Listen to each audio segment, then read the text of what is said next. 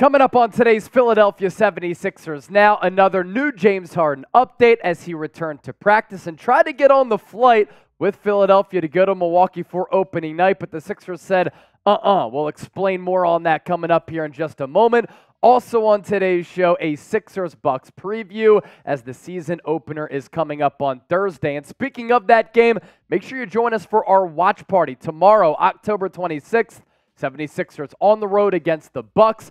Opening night here on 76ers Now, the best place to experience the game outside of being at the actual game. Hit that sub button and lock us in so that you can hang out with us. So let's start off with this Harden update. I had to add this note at the top of the screen as well. I know, another James Harden update. Been a rough stretch as a Philadelphia sports fan over the last day and change. Philadelphia Phillies, historic collapse and choke job against the Arizona Diamondbacks, and James Harden returns to 76ers practice. So he returned for the first time since October 15th. So he's been away from the team for about 10 days, and he showed up. He had his bags ready to go as the Sixers are about to embark on that trip to Milwaukee and then Toronto to tip off the 2023-2024 season. He wanted to play with Philadelphia. According to reports out there, the personal reason and the reason why he's been away from the team, he's aiding his ailing mother right now, and he wanted to play against the Bucks apparently on Thursday night. But the 76ers want him to stay back. They want him to increase his conditioning, and they want him to ramp up to live basketball activities. So the plan as of right now is for Harden to rejoin the team and to start to play once the Sixers come back from that mini roadie when they play the Bucks and the Toronto Raptors. I'm not sure in the world of James Harden if he's actually going to play for Philadelphia, if he's just showing back up so that he doesn't get fined, because we talked about on the show yesterday that every time Harden misses a game, he's fined and can be fined by Philadelphia just shy of $400,000. Is that the play here, or is he actually serious about playing the game of basketball? So whatever happens on the Harden front, we'll continue to keep you updated. I did a YouTube short earlier, and make sure you check out our content there right here on the 76ers Now YouTube channel. This is also why you subscribe, because when there's Sixers news to talk about, we have you covered. When we want to preview a game, we're going to do it like the one that we're doing right now against the Bucks. We do it all, approaching 13,000 subscribers, so make sure you hit that sub button, and let's get there for Wilt Chamberlain. Without further ado, let's preview this opening night matchup for the 76ers. The over-under set at 225.5. Milwaukee Bucks with Dame, Giannis, 5.5-point favorites. Tip-off is set for 7:30 p.m. Eastern time, so we'll start our watch party about 15, 30 minutes before tip.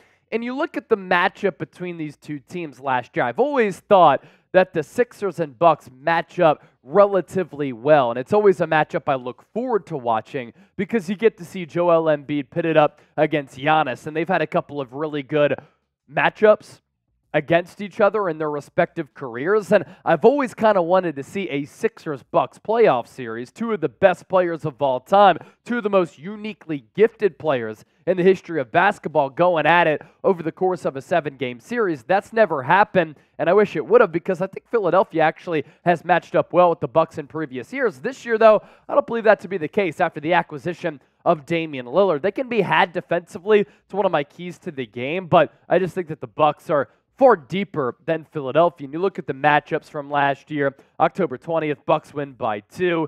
November 18th, Sixers come back, win 110-102. And then March 4th, Philadelphia with the victory, 133-130 on the road against Milwaukee. That was a crazy game that the Sixers won down the stretch where Embiid was making high-level plays on both ends of the floor. And then August 2nd, right before the playoffs, Bucks win by 7, 117-104. The big question going into this game, and myself, producer Chip, I'm from Westchester, he's from Bucks County, so the channel is in good hands here for all of the real ones who are coming across the show for the first time or you don't know. We're talking about who starts for the Sixers, right? We literally have no idea, and Nick Nurse has kept it very close to the vest for obvious matchup and competitive reasons. There are a couple of different strategies and a couple of different lineup iterations that Nick Nurse has at his disposal. For the Bucks, I think it's a pretty sure thing here that Milwaukee, with new head coach Adrian Griffin, going to go with Dame. They're going to go with Beasley, Lopez, Middleton, and Giannis. I think that's going to be their starting five, and it's a really good one. Again, I think their defense takes a sizable step back without the services of Jrue Holiday, but I'm pretty sure that's going to be the starting five for Milwaukee. As for Philadelphia, we're about to talk about that. Like, I absolutely have no idea. So with that, who you got in this game? PHI for Philly, MIL for the Bucks. I do like the Bucks to win. Momentum on their side. They bring in Dame. Fans are going to be going nuts, and I'm going with the Bucks to win on opening night. For Philadelphia starting five, like, you could have Tyrese Maxey, DeAnthony Melton, Tobias Harris, Paul Reed, and Joel Embiid. You could take out Paul Reed. You could put in PJ Tucker. You could maybe wild card, even start Kelly Oubre Jr. if you wanted to go Maxey, Oubre, Harris, either Tucker or B-Ball Paul and Joel Embiid. Like, there's a couple of different things that Nick Nurse could do, and I'm fascinated to see what exactly he does do with that starting five. But as I like to say and note sometimes, it's not about who starts the game. Honestly, sometimes, and a lot of the time, it's about who finishes the game. My keys to victory for Philadelphia. Number one, you got to slow Giannis in transition. If you're able to do that, I think that's the biggest key with halting this Bucks offense, because that kind of takes them out of their rhythm. It makes Giannis a little bit uncomfortable, and off that transition, they can run a little two-man game. He can distribute to players on the outside arc. They can knock down some three-pointers.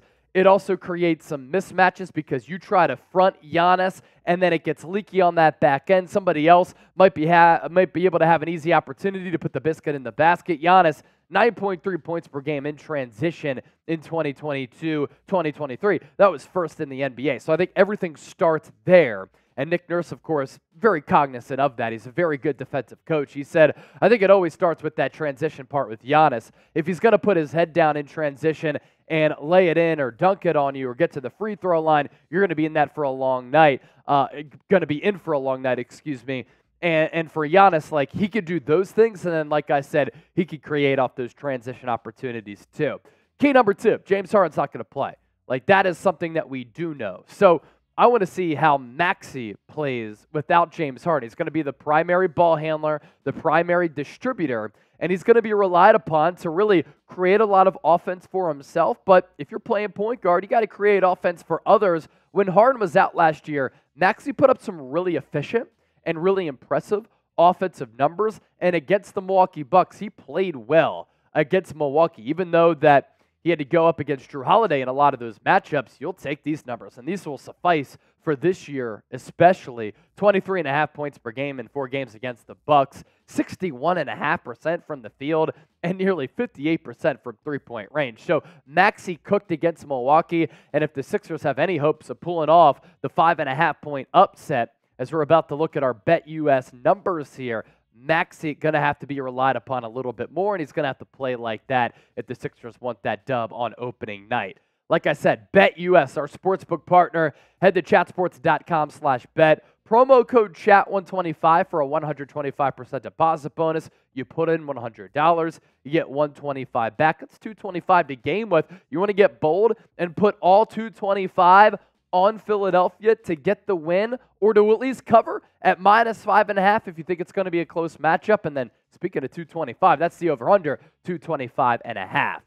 Key number 3, pick and roll defense. Now that you have Dame and Giannis, that gives them a pretty freakish matchup advantage going up against other defenses across the NBA. Dame literally has range from 35 feet. Giannis can really get to the hoop at will against anybody because of the length, the strength, and the athleticism. Occasionally he'll shoot it, but honestly, that's where you want him, is shooting the ball from three-point range. If possible, you foul him to get him to the line. You force him to shoot three-pointers or shoot from the outside. He's not the same efficient player. But what that kind of pick-and-roll game and that two-man game does for the Bucks, Dame can shoot from everywhere. He can get to the cup. Giannis can help him en route to getting to the 10. And then you have all of the other wrinkles and all of the other looks that Dame can provide and Giannis can provide. It is a handful to try to stop that. And The Sixers, of course, need to be prepared for that. And Nick Nurse talked also about Damian Lillard. He's like, Lillard, look, he gives them obviously a guy that can stretch the floor immensely. Almost nobody does it better than him with the amount of space that you got to cover guarding him. I think it's going to give some two-man complications to the defensive schemes as well, because he is a little guy and he's fast and has a great start-stop that they got a couple of guys, Giannis especially, involved in that two-man game. It sometimes makes it harder to switch on some of those things. Yeah, when you have the shooter like Dame coming off the two-man game, you got to be able to close. You got to go over top of those screens. I hope that Nick Nurse has been emphasizing that in the lead-up to this game. And it's refreshing to hear Nurse talk about the way that he coaches, his coaching style, but talk about basketball the way that he does. Like, this is a new era here for Philadelphia. It's a new era for both organizations. Both have new head coaches. You're going to have to figure out what works and what doesn't. And it could look ugly at the start, but with Nurse, like the refreshing change of pace and listening to him talk about the game of basketball, he's much more of a tactician as compared to Glenn Rivers. And I think that he's going to prepare game for game, in-game, a little bit better than Glenn Rivers did, because Rivers wasn't really known as that type of coach. Number 4, as far as our keys to victory here, you're going to have to shoot the lights out. Just like Maxey did in 4 matchups against Milwaukee last year, you're going to have to go step for step with the Bucks potentially offensively with all that firepower that they have. Now, Khris Middleton, getting older, increasingly getting a little bit more brittle because of that age, but he's a walking 20 to 25. Dame is a walking 25 to 30. Giannis can go off for 25, 30, 40 points any given night. So in order for you to be able to maintain your consistency and to be able to just keep this game close and to even have a chance at winning it, you're going to have to knock down some threes because of the analytical value of those three-point shots. And you're just going to have to bring your best offense to the floor. Otherwise, you're going to get blown out. In the Sixers' losses against the Bucks last year, only 28% from three-point range. In their wins, though, 19 percentage points higher at 47.7. That tells a massive story right there. And then point number 5, Tobias Harris certainly has to step up. And I think that he's a huge key this season. He's been a massive key in previous seasons. When Tobias Harris is going, when he's feeling it offensively, when he's efficient, hitting clutch shots, this is a completely different team. In his 3 games against the Bucks last year, on the 20th, he played 33 minutes, only dropped 9 points, 10 rebounds, 4 of 10 from the floor.